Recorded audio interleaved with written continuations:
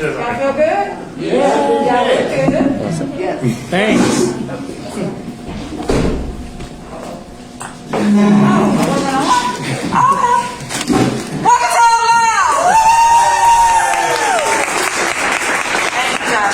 We're going to get started. As you know, we're at Loud, where you can just share and be yourself and share your beautiful creative work. Kimberly is not here.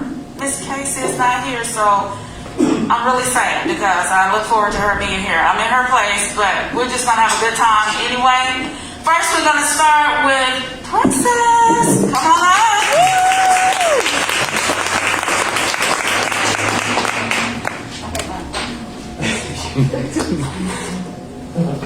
There you go.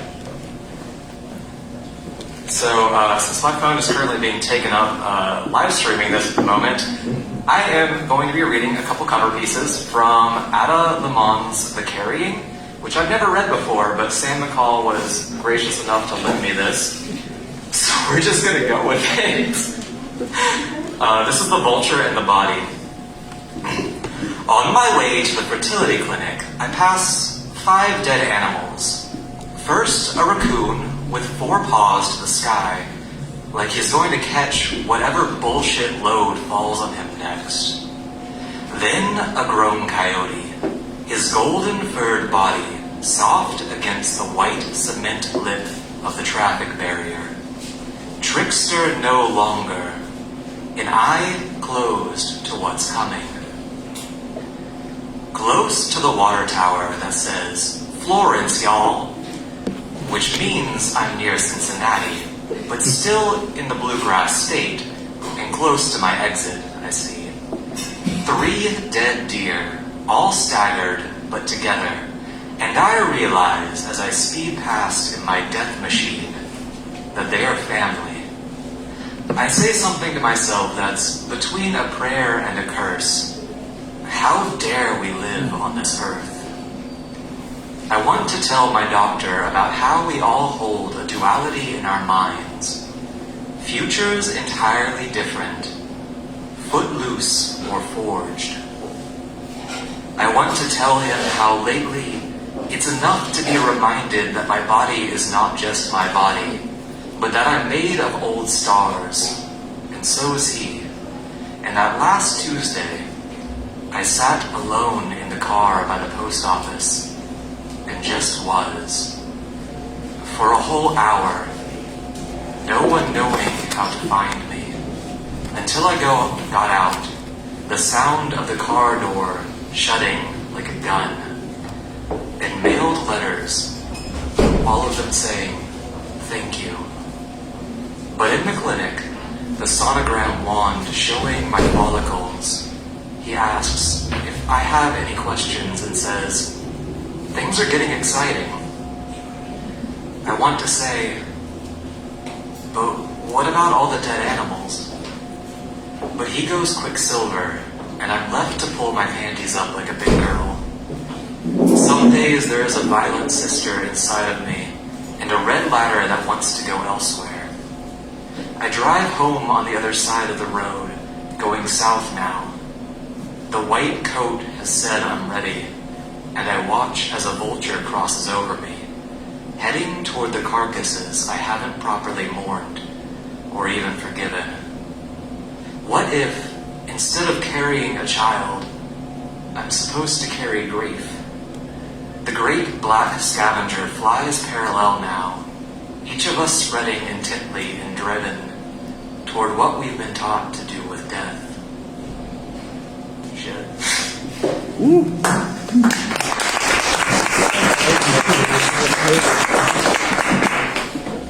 And this one is cargo.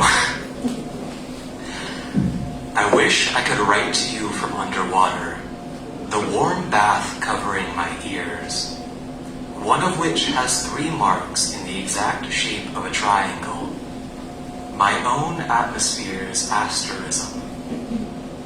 Last night, the fire engine sirens were so loud they drowned out even the constant bluster of the inbound freight trains.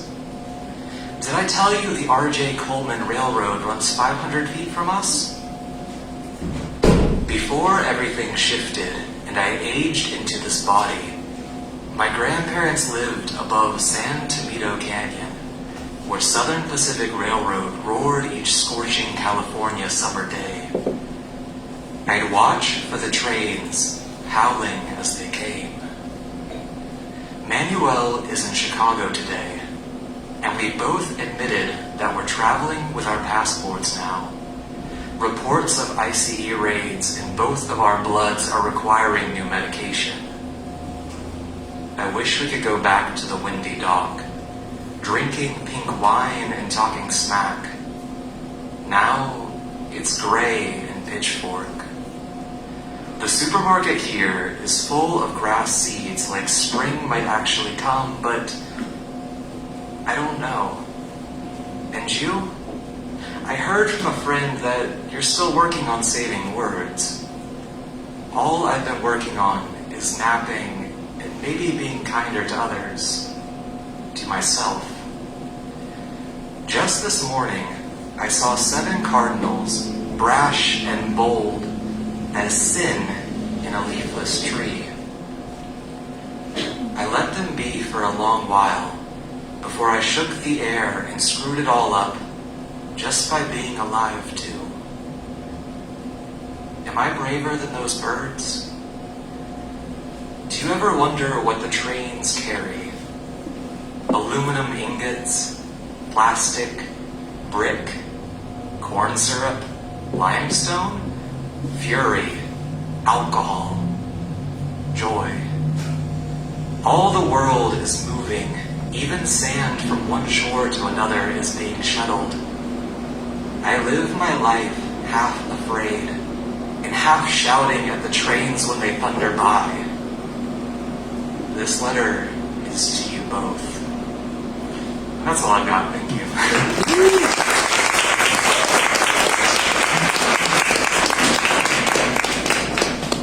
Thank you, Princess, for the wonderful reading. Kimberly makes this look so easy. I mean, I'm telling you, she's effortless, and we just miss her tonight. Each reader has 5 minutes, and Borka will let you know when your time is going to be up. So look forward to hearing everyone, but be mindful of the 5 minutes. Out Loud Huntsville, you can also donate to us if you like. We also have the donation bucket right if you'd like to give a donation. If you want to become a member, like I said, go to Out Loud Huntsville. We would love to have you as a member. Next, we have Sandra. Woo!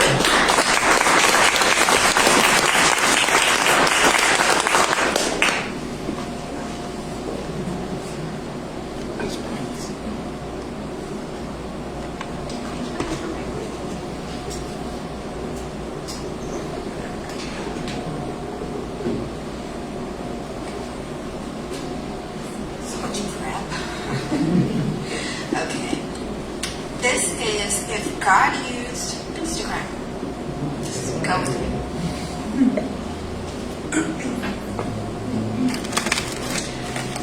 What if when we die, we find out God uses IG? What if when we die, instead of the pearly gates and the smoky clouds and the trumpets playing some sort of heavenly version of taps, our life becomes a story on IG that God's going to flip through? Wouldn't want him to scroll past us, huh? Make it interesting, show some skin. No, remember your tutorials, know your audience, go with the outfit reveal. And I'm rambling, but that's a blooper reel, and those are cute. So anyway, flips here. So God gets our highlight reel, one of many, so many, of all kinds, from all different places. So many. So many. God's sighs. As a matter of fact, God should create a sigh emoji. We need a sigh emoji.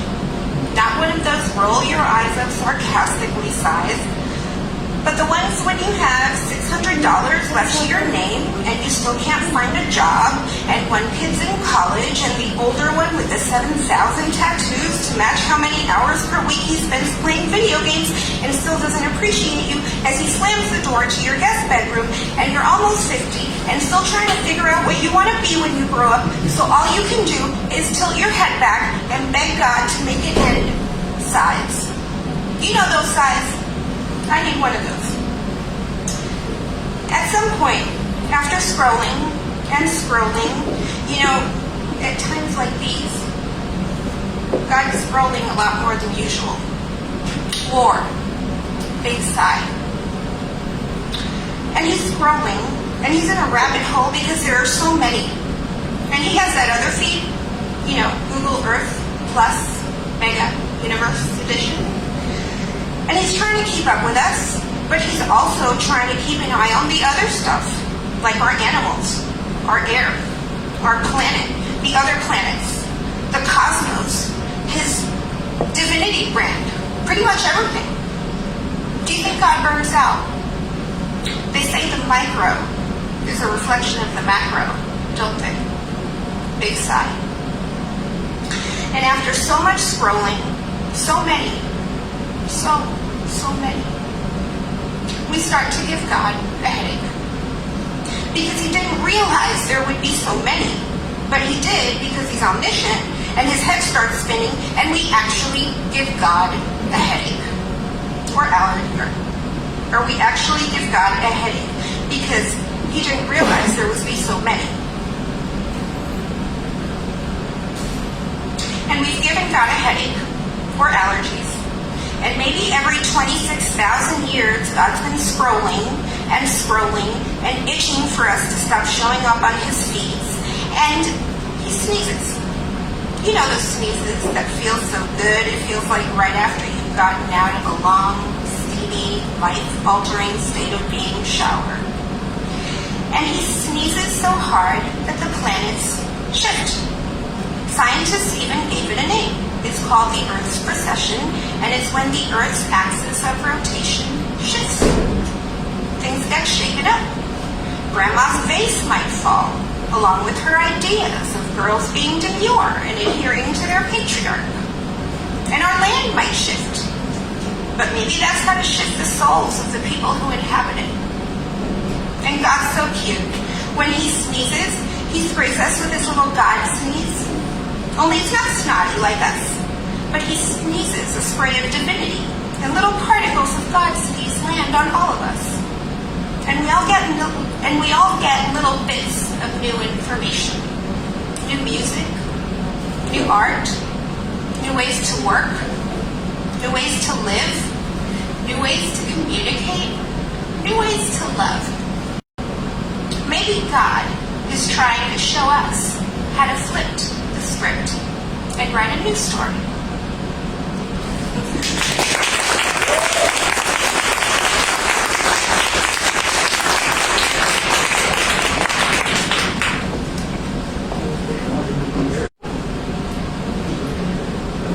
Thank you for this space straight to L.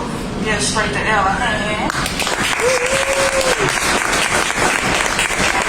Support them.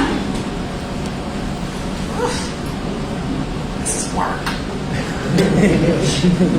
I just hope the next person comes up. It's the right. Let's welcome Mario.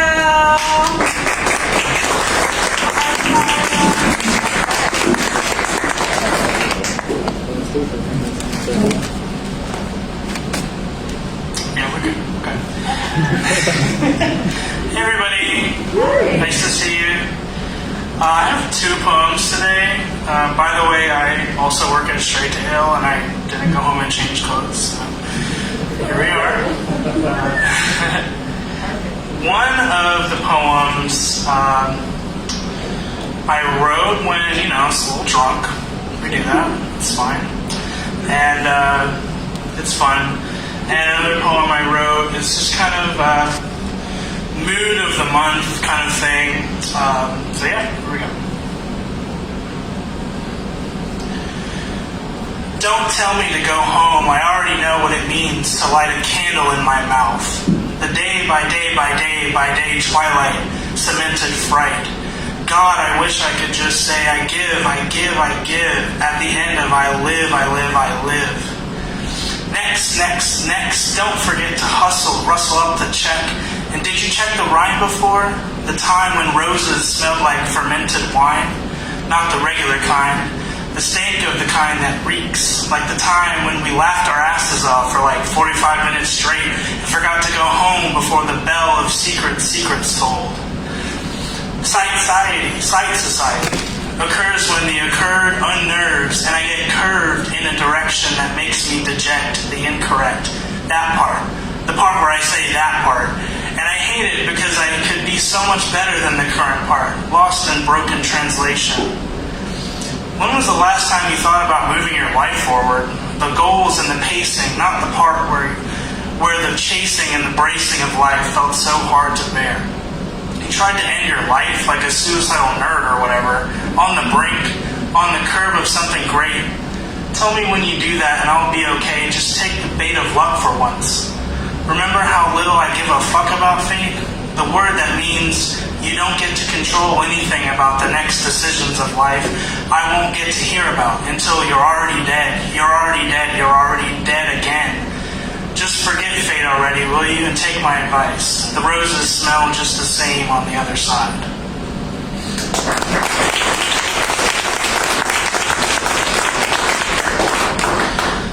This one I titled, it's called I'm Coming Home to Myself.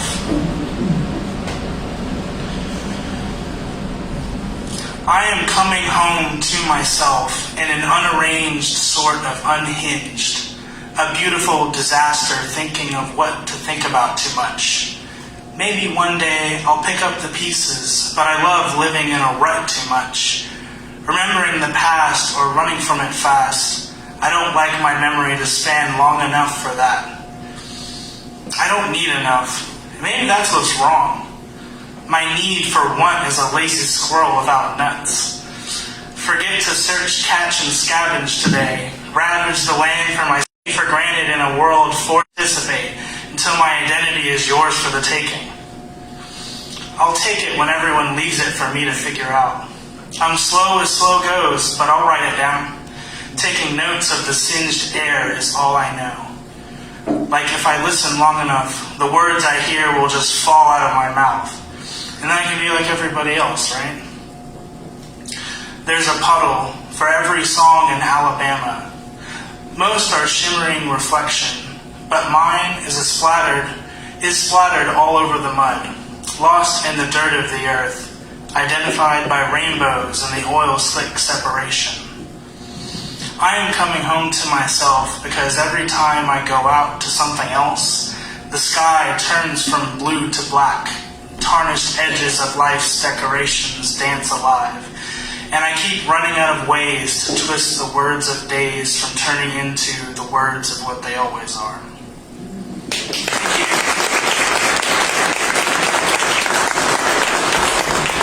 Thank you, Mario. Like I said, thank you for the space, straight to L, and we're so appreciative for Out Loud because this is a space where you can feel safe to express yourself, spoken word, and just hear all the talent and what's in your thoughts, your beliefs, your minds, or what have you. So we just thank you to give yourself a hand. We're grateful for all of you. Next is Millie St. Waters.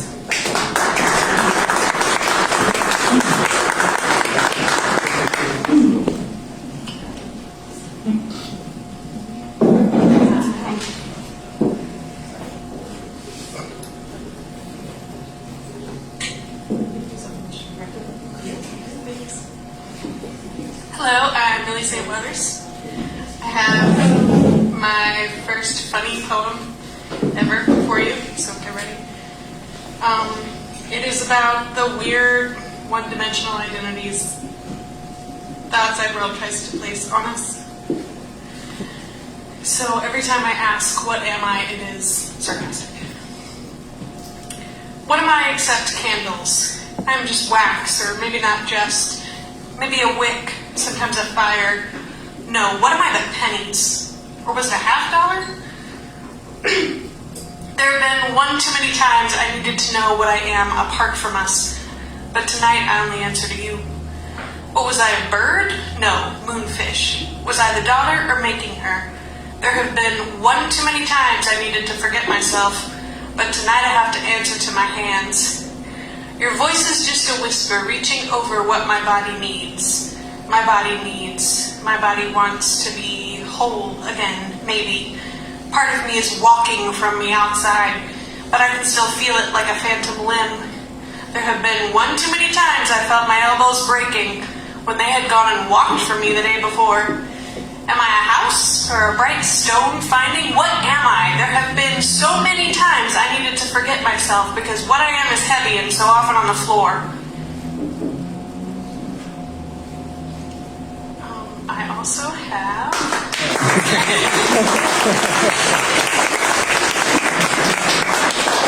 All right, now the fun is over and we're going to get to the sad stuff again. It is going to get worse. It is going to get worse and you're going to live in it anyway. Every day making footprints in the sand from that broken hourglass, making light where you don't see any, making tables to eat at regardless of the food. We can't gauge distance in darkness, so of course the preparation is hope. Folding napkins at each place just in case they make it this far. Remembering the feel of light on our lids, so if it finds us, we aren't blind. But hope, my little love, is non-positive. It is a full-flown wretch. It knows no light but what it remembers its own eyes into. Hope is derelict, but knows in its palms and marrow what all winter sparrows know about the spring, even the ones that do not make it there.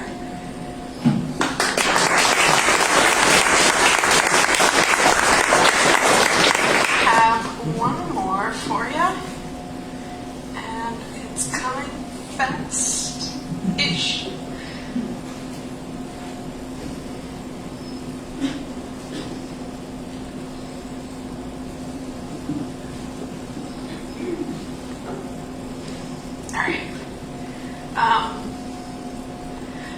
I love yoga. I'm a yoga instructor. I have also had a lot of people with man buns, my illnesses, and that's what this is about. Don't give me some gold nonsense, hoping things I cannot hold, a life without a body under fire from the cold. Don't give me some warm preacher telling me, oh honey, no, that everything that touches me somehow is in my... Give me real and ready matchsticks that ignite when struck on stones. Give me more vow than denial for when the winter time takes hold.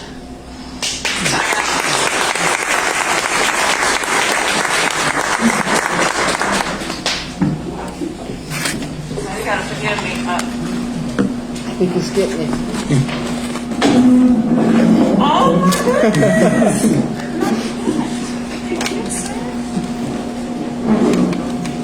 This is where you come into it. I guess so. It's like I like the number 4.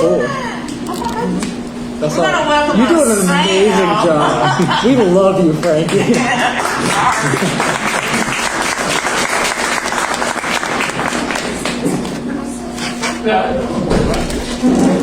If y'all are wondering what that was, I like to go fourth for no particular reason at all. So when 4 people went before me, I was like, that's not right. I got skipped.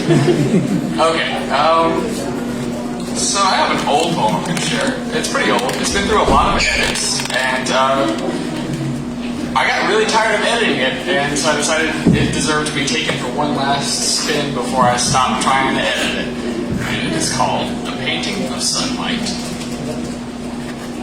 Every stray electron bouncing from lip to lip, strange ions forging in the battery of our mouths, we flooded the room with iridescent glow.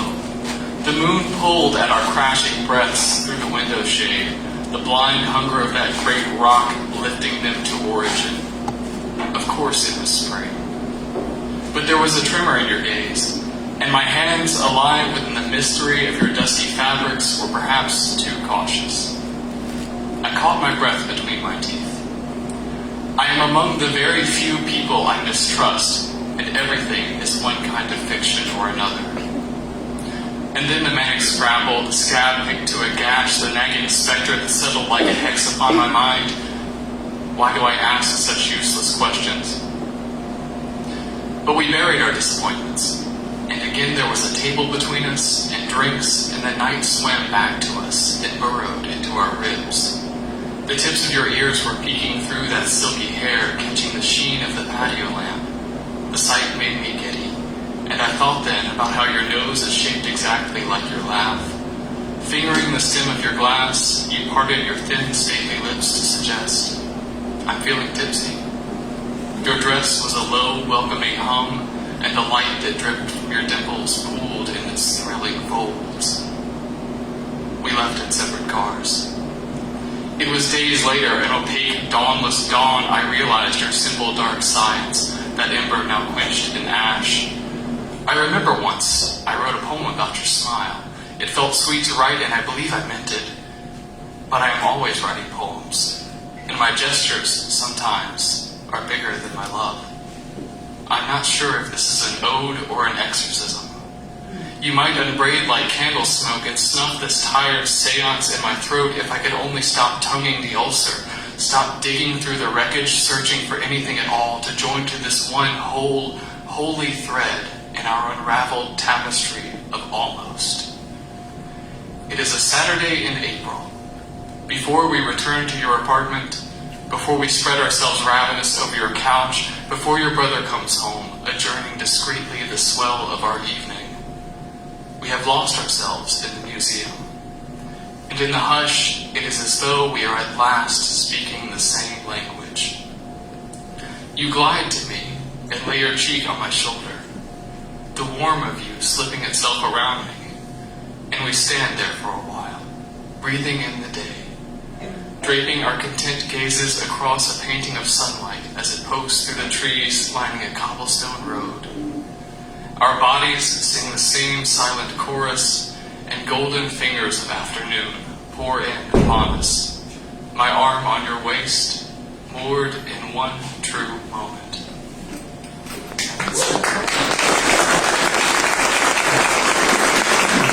And I have one kind of unrelated thing to tell you.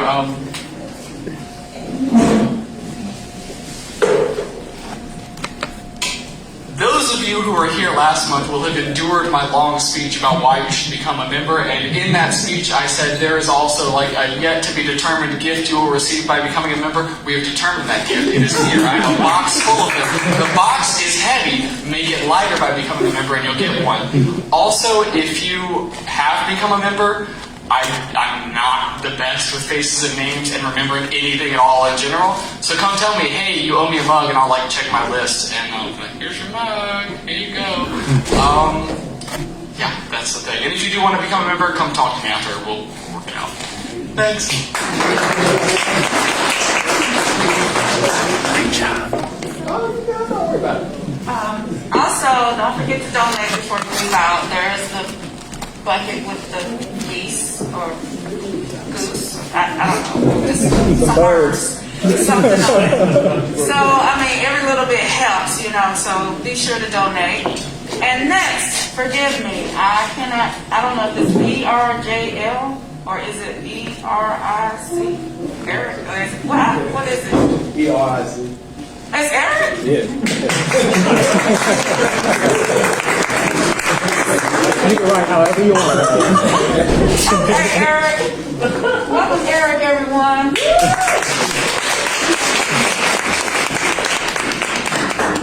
Thank you. I'm trying to do 3 quick poems. The first one is a spiritual poem. We know we're in war, so it's called Combat Devices. Bizarre to the natural intellect, but what do you expect? Considering the method of the foe, who doesn't want you to know the power that's obtainable to you? So he pursues your view, trying to change and rearrange it, anything other than the truth without proof, just pure deception. The maneuvers that get you to stray and out of the way of the wings that safeguard you from the blazing darts. We start to consider that our assurance fades from the only way that we begin to play in practical games. Maybe it's insane, but what's sanity when the vanity is so thick? Oh, so you don't believe me? Well, just take a look around from side to side, up and down. This is a real war, y'all. Some make it, some don't. Some will fight, some won't. That doesn't mean that the war ends. We can try to pretend all that we want to, but it's still true. I can talk till I turn blue in the face. However, we still will have to face the enemy. Therefore, don't pretend to be almighty and strong. We're all just barely holding on to the everlasting arms of the Almighty and strong. Knowledge is power. Fear begins there, but don't let it end there. Never stop seeking, searching, and digging for it. Trust me, it's well worth it. The sum and outcome of the good fight is eternal life. It isn't always sugar and spices, so keep your combat devices. Thank you. My second piece is dedicated to the beautiful young lady over here by the wall. It's called You're My Sunrise. When I think about things that are beautiful, sunsets, flowers, pictures, songs, I have to include you. But yours is also within, so yours is through and through. The total package. Such a rarity, now getting clarity on this precious jewel that I found from the heavens above and not the ground, because you're truly an angel. Without a halo or wings, but I must say one thing. Your spirit lifts me and inspires, lights a fire within me. So let this light shine as we shine together, overcoming the stormy weather when it comes, knowing that after the rain is the rising of the sun. You're my sunrise.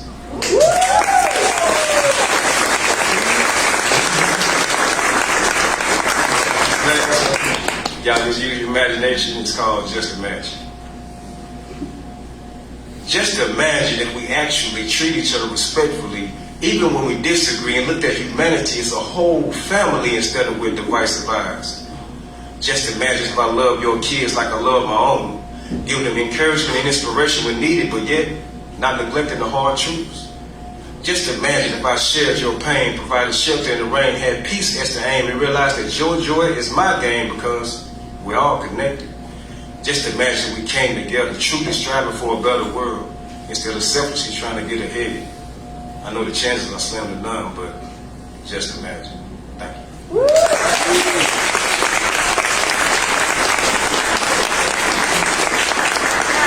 First time reader with us.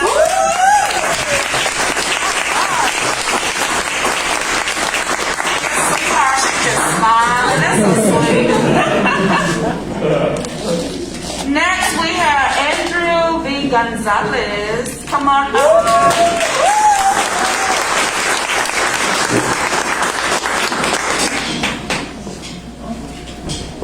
Okay.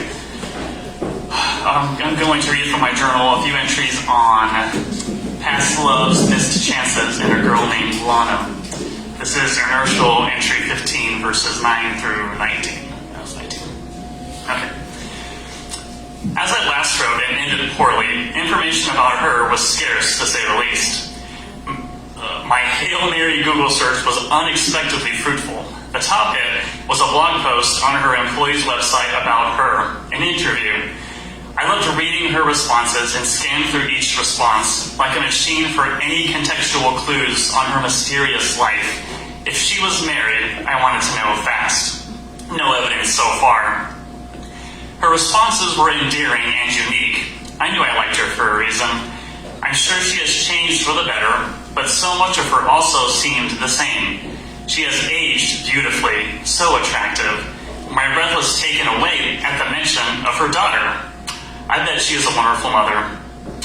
I used that post as a springboard into further investigation. I found their social media page and, with it, more glimpses of this mythical creature. I finally got to see more and more of Lana like never before. Recent, too. The few photographs and posts were never her own, however. I dug deep and searched a lot of likes and hearts for any possible friend of Lana on theirs. No luck. I looked up and down the organization's engagement for any sign of Lana. No luck. I never found her on her own. That isn't surprising to me. I continue to look through other members and followers' Facebook profiles and their friends lists for anyone named Lana. Nothing. I've lost my touch. Yet, these skills do no good if the SOT does not participate with social media. I'd love it if this were the case. As little as I found on her, it was still a treasure trove of nostalgia on someone who left an undeniable imprint on my life. She's done so well for herself, and I'm so proud of her. I hope she has a lot of love and peace in her life. I looked on and off for her throughout the day that I had this breakthrough. Memories flooded in, With it, loneliness. Seeing her doing well and with a daughter really set me back. What if I could have been me? Can it still be? Certainly not. We may be completely incompatible. I couldn't help but think back of all those years ago and facepalm at a chance I didn't take. Yes, I was told Lana thought of us as better friends, but that was something I should have asked for myself. I had a lot of maturing to do then. It was probably for the best. Naturally, I thought a ton of my current state of romance and how far away I am from any prospect whatsoever. Lana, too.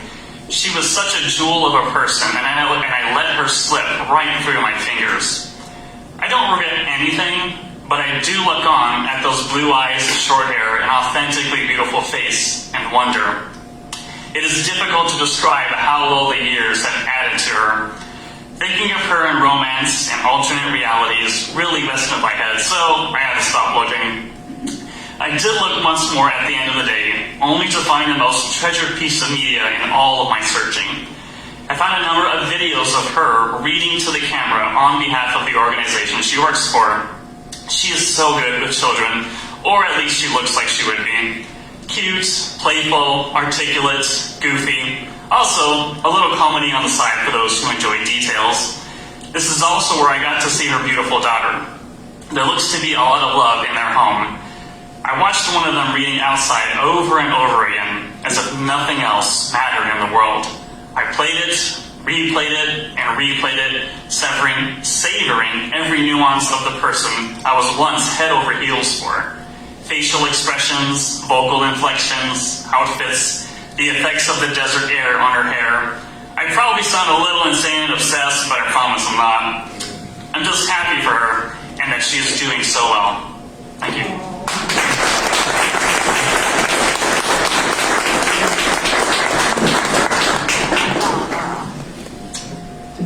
Right. Don't forget to donate, guys. We thank you all for coming out. It is, we meet every third Sunday at 6 o'clock. I think, like, what Sunday is it? Every third Sunday, and sign up is at 6, and we start at 6:30. So if you feel like you want to bless the mic, please come on up. The next on the mic, I'm not sure how to say this, is Ayan?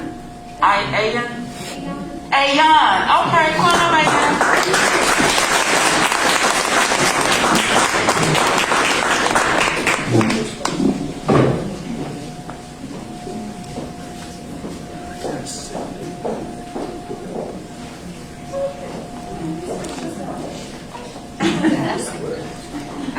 It's a lot higher than I thought it was.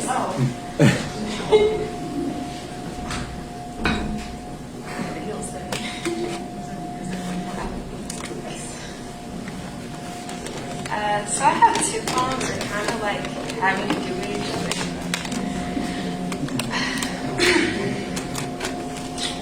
This first one is called I Love Getting Fucked. It's not like super dark like the previous ones. I'm going to try to use this 5 minutes since they're both kind of long. I love getting fucked, obviously, since it keeps happening to me. Mentally, emotionally, and you know that other way too. Obviously, I must love getting fucked. All these mental mind games I have to play just to relight things are not as they say. When they miss their exes, other exes, they always find a way to my loving hands. Looking into my eyes and seeing another, I wrap my legs around them and give them the attention and love they crave, but they won't make a difference anyways. In the end, I'm still getting fucked. Looking at me, yet looking through, I guess that's my life, always getting stuck with shitty exes, shitty messes, so yes, I guess I like getting fucked.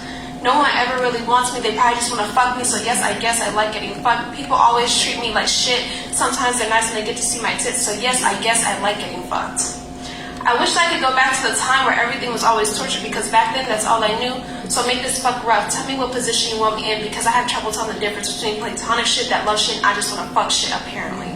Keep my emotions off my walls high so no one will ever get inside. This is the only way I can handle getting fucked like this. I like getting choked and hit, none of that gentle shit. Don't be kind, I think you might want to be mine, and I know that's a lie.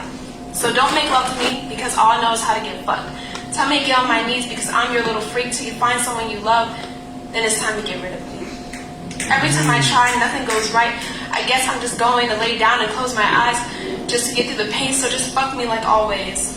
I can't ruin my pretty face and my pretty body because that seems to be my only bargaining chip. My personality just never made the cut. Other people's lust is more powerful, so yes, I guess I like getting fucked. My best friend once told me I shine brighter than any star in the sky, so I guess that's why they avert their eyes. Every time something seems like it's going right, life says fuck you, so yes, I guess I like getting fucked. But damn, that's fucked up.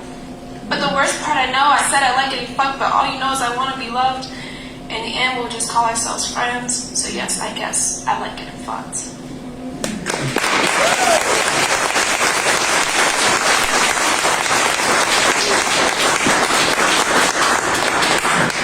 I haven't named this one yet. I just wrote it because I just met someone and I think I fell in love with them, and I've never fallen in love before, so I don't know what I'm doing now. I'm not sure what I'm doing, touching you like a clumsy kid, a blushing virgin, though I've been through more compromising positions.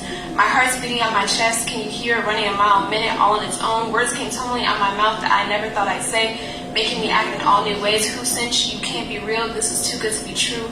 But you have to be real. I can see you and I can touch you. I'm so lost on what to do around you. Somebody please give me a map. You say don't be nervous, but the way you're looking at me, the way you're touching me is making me lose my control. And I'm on a roll, and this may be going too fast. It's going to give me whiplash. I love but hate you're making me feel 1,000 new things when you just come to me. The way you squeeze me when we kiss, my brain gets stuck in a haze for days. You call me beautiful, these bells ringing in my ears. I don't think you understand. It's from your voice to your smiles, to the way you talk about your music you like, to the bits and pieces you tell me about your life. You've already made me reconsider what I want in life, and this was just off first sight. I don't know what's in you, but it's changing something in me. I don't know whether to smile or be worried. You told me you won't hurt me, and I understand, but you're standing on an island far away. You've already told me no sailing allowed in this area. I'm hoping the waves don't take me further from you, so what do? I hurt myself and let my brain tell me cruel things when it comes to you, so I don't accidentally get too happy, too comfy to you, used to us just being us, because I know one day though we're something and nothing at the same time, you'll leave me. I'm the space station between the first and the next great love, and maybe your last. Is that bad? Because if I trip and fall, it's going to give me a head injury. So when you call for me, as much as I want to sprint, I'll drag my feet so they don't get ahead of me. Why did you have to be so amazing? I think what I'm trying to say is Sarang Heyo, and if you don't know what that means, I love you.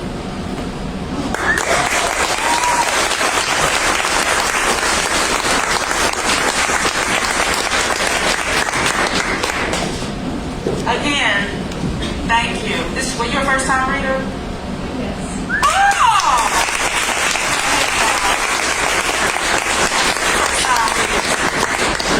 There's the bucket, right there, right there. Right over there. Now just look at it, just look at it. Put something in it. Thank you. Jared, my friend Jared, if you can come on up, he just turned 50, y'all.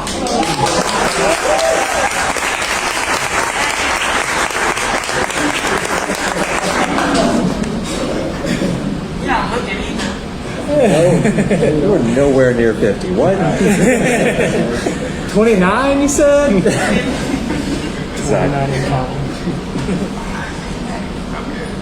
Hi, everybody. Before I say anything, I know Kimberly is absent, and as always, I'm going to thank her so much for giving us this space. I greatly appreciate it. Can you hear me? Yeah. All right. I wasn't sure what I wanted to read tonight, so like Sam, I'm going to read something, stay in my comfort zone, an old poem. And this poem is a testament to solitude and wondering, and I call it The Study. All right. Oh, and by the way, that the last the person who was up here, young lady, you were magnificent. I'm living vicariously through you. The Study. I am circumambient of contemplation. I am a stall of stillness. I am not a whisper. While most properties are peopled, I am peaceful and placed apart from unlimited proportions. Nothing is known to me outside of where I'm poised. The world's relations are not akin to me. There is a natural neutrality of nothingness, in cavalcades of blurs to form iridescent worlds that swim smoothly into vivid magnificence imagined. What continues is all soft and rich with strict gentleness that abides only through the invention of the senses. I cry by heart, never proof from my eyes, suffering, though quiet certainly motifies. I am a world in a cave, a place in the woods, a distant spot in the park, the library. It is necessary to be the subject of solace. Solitaire always allows too many. Tune out a crack, stalling to crumble. Dare to wish a longing to replenish. Visualize that dream permitted, the deep space never intricate. I am in a position to only listen to spring winds. Perhaps I'm a cloud. Perhaps I'm Zen. It is my golden autism. Thank you guys so much for listening.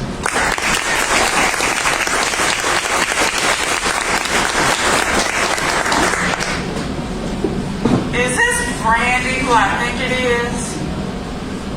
Come on up, Brandy. Oh my goodness!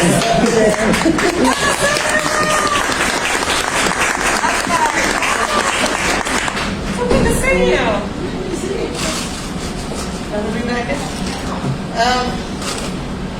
I'm bringing something out from an old closet, not what you're thinking about, but unfortunately we're in the same position we were like several years ago when I wrote this poem, what's going on in Ukraine. So this is for them. So what are we waiting for? It's supposed to be a song, so I'm trying to make it a poem. I saw you on the news the other night with fires behind you burning bright. The sounds of protest ringing in my ear and people who refuse to disappear. I've never been in your shoes. Never even had to choose between fighting a war and living a life without a muse. Never had to live in fear. Never watched my city disappear. But I hear your spirits singing loud and clear. I heard your interview on NPR last night in the middle of a firefight. Scholars weighing guns against the pen. I wondered which would triumph in the end. It's so hard to listen to the internet these days. People killed by their own neighbor's state. It's like we're staring down at our own past, scared this experiment won't last. Can't we hear their voices sing? Can't we hear the bells of freedom ring? Do we even dare to dream? When I saw you on the morning news, a weary voice but still resolute, exhaustion hadn't dimmed your stand, sowing seeds of freedom in your land. So, can you hear the voice of freedom over fear? The pen of wisdom trumps the gun and spear, but who will be left to hear?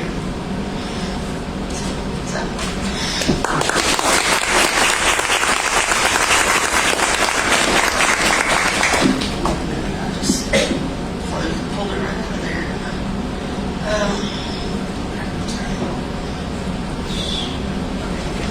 Alright, so on a slightly maybe lighter note, for all of you women and other people that might feel appreciated in their day-to-day life, there might be one of y'all out there.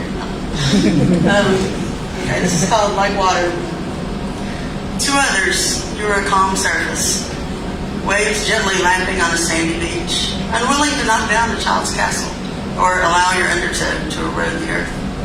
Your impressions upon the sand, visible but impermanent. On the surface, you hold up those around you like water. Under a raft, provide energy and motivation and reflect the sun for a breathtaking portrait. But, my dear friend, I have watched you. Listen to your soul, and now I believe you're the current that leads others to strive for deeper understanding. You're the intricate tunnels among the reef and coral, allowing some to enter and holding others at bay, unwilling to endanger those you love. You're the ripples that transmit a positive attitude and loving spirit. And as you cause others to make their own ripples, your reach becomes unlimited. You are the storm as well as the calm, so that others will appreciate the gift you provide when you choose to offer nourishment, to fill their glass half full, knowing full well that sometimes your glass is left half empty. Like the babble among rocks, you offer bubbling music to soothe others to sleep. But may you learn to expect others to refill the brook, not only to siphon. You are the ocean, the waves, the brook, the stream, the soothing, the current, the deluge, the drizzle. For all who know you, my wish is that they learn to love you as water, with all its faults and gifts, and they remember that to balance what they expect from you with what they are willing to offer. As waves lift or flood, and tears signal joy or sorrow, the love of a strong and quiet human, I had a woman on there today, cannot be harnessed or misused, but must always be appreciated for the gifts they choose to offer and for the powerful spirit they hold beneath calm waters. Good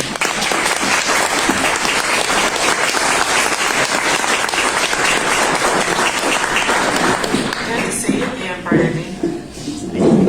I'm going to read, I'm Frankie Allen, for those of you all don't know, I'm going to read a short piece.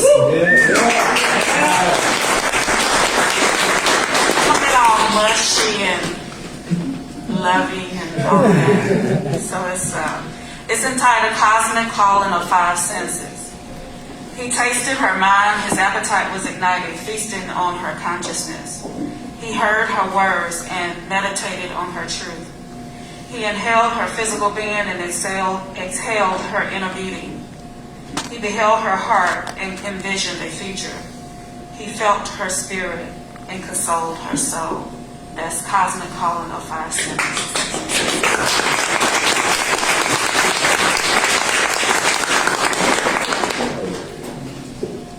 I'm not going to beat you all up with haiku tonight. I got some of this. Ooh, it'll probably make y'all mad, but anyway. I'm not going to read it tonight. Next we have Victoria.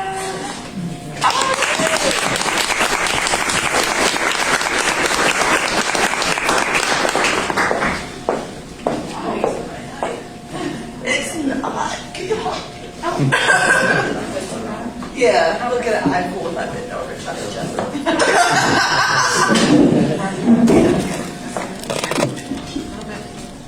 Yeah, good. Thank you. Okay, so I was born right here in Huntsville, born and raised. I actually went to middle school right here in this building. I'll take it. So I love this city. So I come here as a loving daughter of Huntsville. This poem is called Dear Huntsville, What the Hell is Affordable Housing? So not too long ago, I lost my home of 6 years. When I say lost, what I mean is that it felt like I lost my mom all over again. Because I had to leave behind her wedding dress and the tea set she gave me when I was a child, and the clothes that still had the scent of her on them.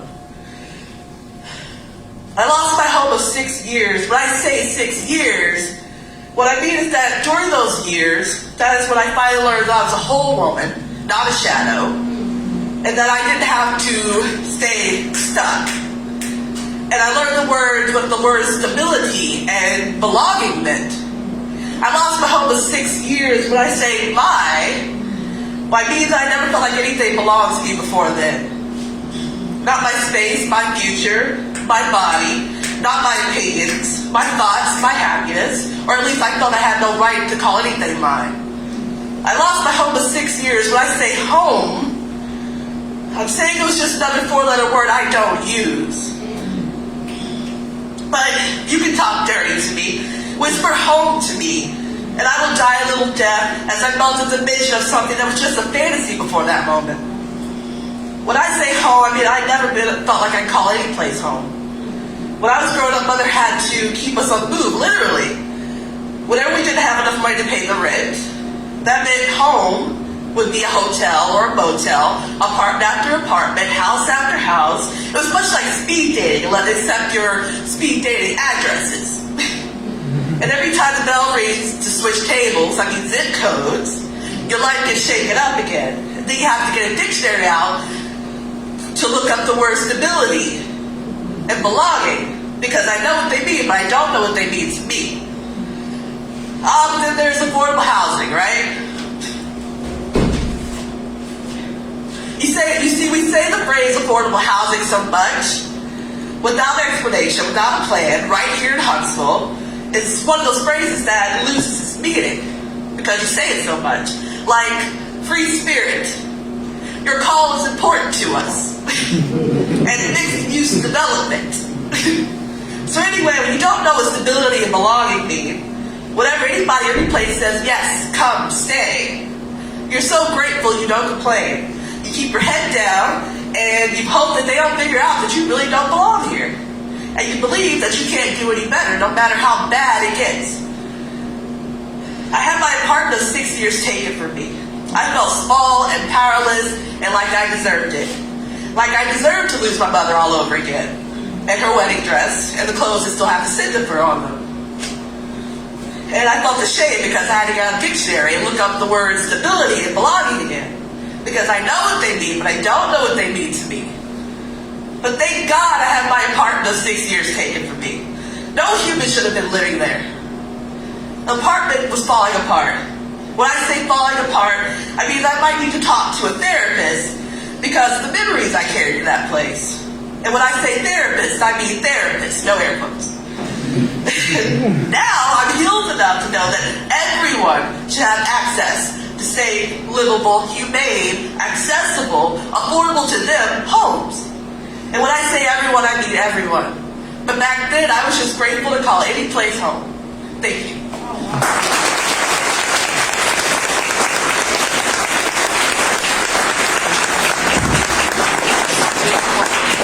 Sharing it with us. Lastly, we have, y'all enjoyed yourself? Come back, it's fun. Third Sunday. Sign up at 6 o'clock. Start at 6:30.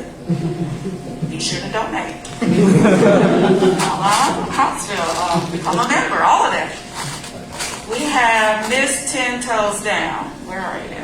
Oh, okay.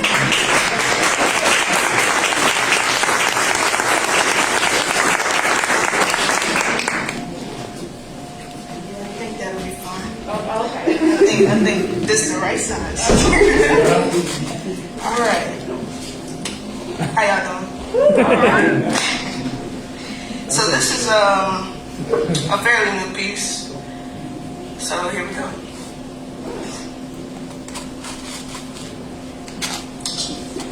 Poetry saved me. It gave life when all I wanted to do was end it. It was the only pill that I'm popping, the only knife that I used to slice me open because I wanted you to peep that words are flowing through me. You know, type A-B pieces, the rarest cadences of them all, the only strand of sativa that I used to inhale, to exhale my truths to the masses. No need for the puff passes because I prefer to smoke alone.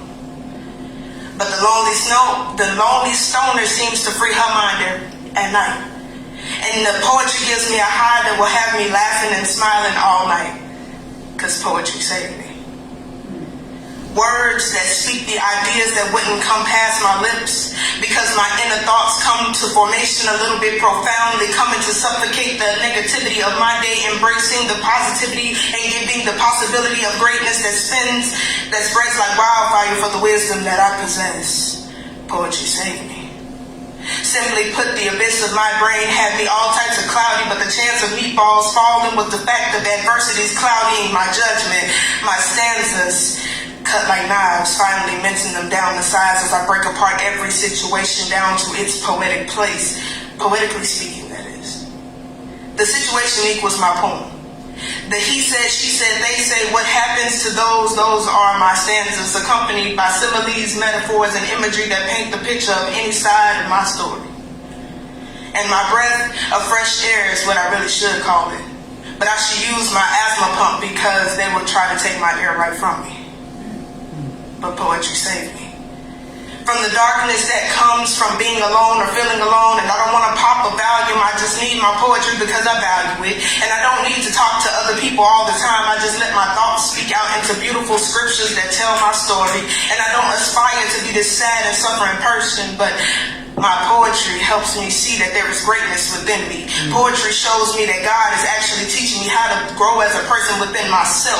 My poetry reveals the real person that I am instead of what others say I am or how I should be. Critically thinking of my words gives you a broadened perspective of what and where you once were. Words playing hopscotch in my head, giving me very much dyslexia of my own thoughts. My poetry saved me from being comfortable. because I had to learn what uncomfortable was before I could understand what comfortable really feels like. My poetry saved me from me. And that's why poetry is a drug for me. Poetry is my drug. That's the name of that piece.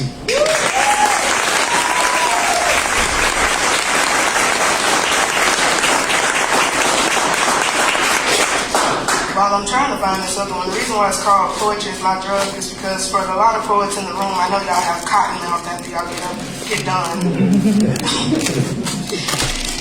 So this one is kind of a crowd favorite. It's called Southern Charm because I am born and bred in the South.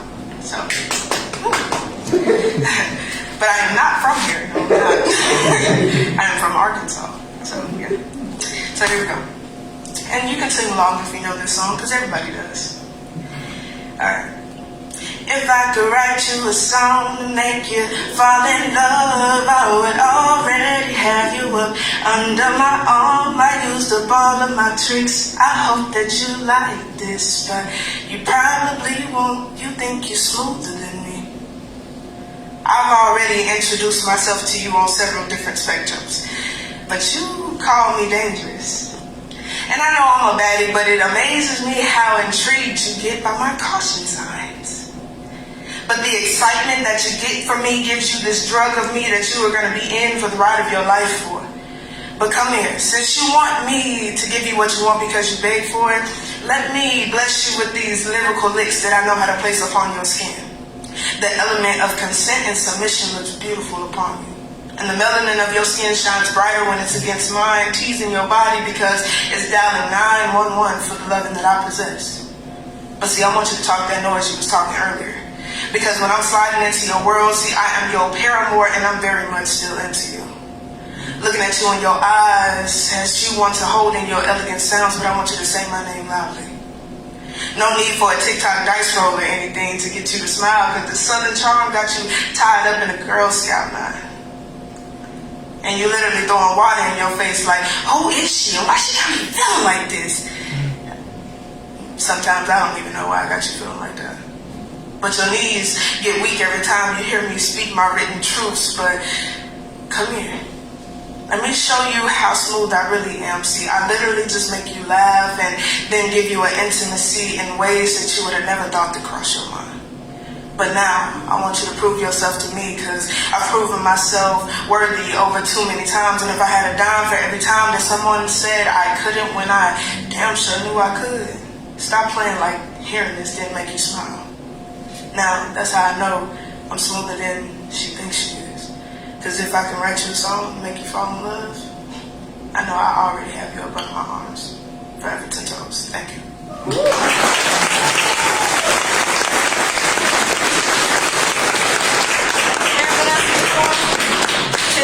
Have you read with us before? Yes, I was online a lot. I'm actually in the book. Online, yeah. But have you read here? Yes, once. But it was my freshman year at Alabama A&M when I did it. So this is like 3 years. Oh, okay. Yeah, so we're going to say first time in 3 years. Yes, first time in 3 years. Yeah, online. It's been a while online, but thank God we're here to be able to look at each other and learn. So, y'all come back. Give yourself a hand. Thank y'all for making it. I don't know how I'm wrestling with somebody else on the mic. Be sure to donate